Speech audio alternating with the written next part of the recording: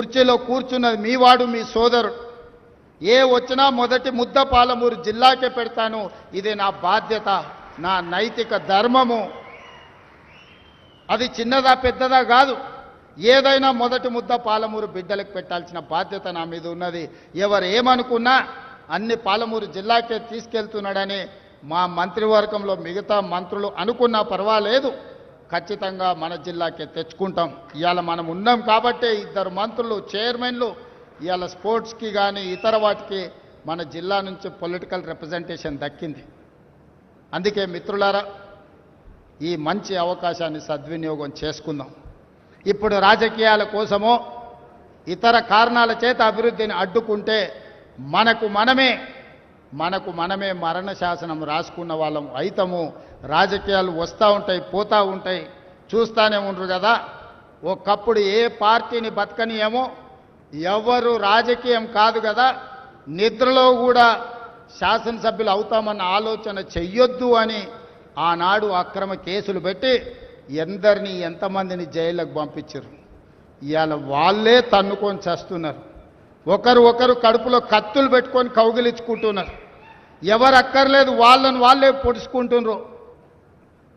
విపరీతమైన అవినీతి సొమ్ము వచ్చిన తర్వాత సొమ్ముల పంపకాలలో కుటుంబ పంచాయతీలు ఇవాళ కుటుంబంలోనే ఒకరు సహించుకోలేని పరిస్థితి. ఒకరి మీద ఒకరు యాసిడ్ దాడులు చేసుకోవాలని ఒకరిని ఇంకొకరు నవ్వుతూనే కడుపులో కత్తులు పెట్టుకొని కౌగిలించుకునే పరిస్థితులు ఈ రాష్ట్రంలో దాపురించినాయి. పాపం ఊరికే పోదు. పెద్దలు చెప్పిండ్రు, చేసుకున్న వాడికి చేసుకున్నంత మహానుభావ అని చెప్పిండ్రు. చేసిన పాపాలు ఎక్కడికి పోవు, ఖచ్చితంగా ఆ పాపాలు వెంటాడుతూనే ఉంటాయి. వాళ్ళు అనుభవించి తీరాల్సిందే. ఆయన వెనకాల ఈయన ఉన్నాడని, ఈయన వెనకాల ఆయన ఉన్నాడని నేను ఒక మాట చెప్పదలుచుకున్నాను. అంత చెత్తగాళ్ళ వెనకాల నేనెందుకు ఉంటానయా? నేను నాయకుడిని ఉంటే ముందుంటా, మా వాళ్ళకు తోడుగుంటా. వాళ్ళ కుటుంబాలు వాళ్ళు కత్తులతో పొడుచుకొని హరీష్ రావు, సంతోష్ రావు వెనకాల రేవంత్ రెడ్డి ఉన్నాడు అని ఒకరంటే, లేదు కల్వకుంట్ల కవిత గారు వెనకాల రేవంత్ రెడ్డి ఉన్నాడని. మీరంతా దిక్కుమాల్లో అని తెలంగాణ ప్రజలు బండకేసి కొడితే మీ వెనకాల ఎవడన్నా బుద్ధునోడు ఉంటాడా? అన్నం తినవాడెవడన్నా మీతోని ఉంటాడా? నేను ఉండేది పాలమూరు జిల్లా, 4 కోట్ల తెలంగాణ ప్రజల వెనుక ఉంటా, తోడుంటా, వాళ్ళ కోసం పని చేస్తా. నాకంత సమయం లేదు ఇంత పనికిమాలతోని కలిసి. లేకపోతే మీకు మీరే పంపకాలలో వచ్చిన పంచాయతీలు మీరే పొడుచుకుంటారు. మేము చూస్తే చాలు. జరుగుతున్న పరిణామాలు అందరికీ తెలుసు.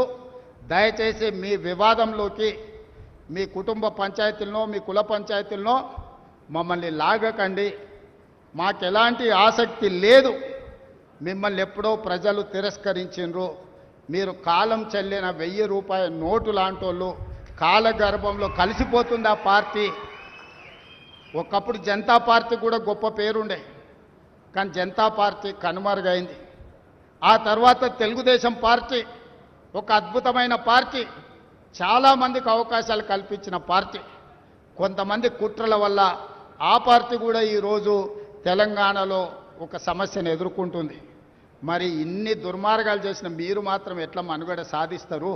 ప్రకృతి అనేది ఉంటుంది, ఆ ప్రకృతి శిక్షిస్తుంది. అందులో మనకి ఎవరికి ఏమాత్రం ప్రమేయం లేదు. రాజకీయాల వైపు చూడకండి మిత్రులారా. పాలమూరు జిల్లాను అభివృద్ధి చేసుకుందాం. ఇరిగేషన్ అండ్ ఎడ్యుకేషనే my first priority. Irrigation and education వస్తే ఆటోమేటిక్గా ఎంప్లాయ్మెంట్ వస్తుంది. ఎంప్లాయ్మెంట్ వస్తే మనమే ఆదర్శంగా నిలబడతామని తెలియజేస్తూ మీ అందరి దగ్గర సెలవు తీసుకుంటున్న ధన్యవాదాలు మిత్రులారా.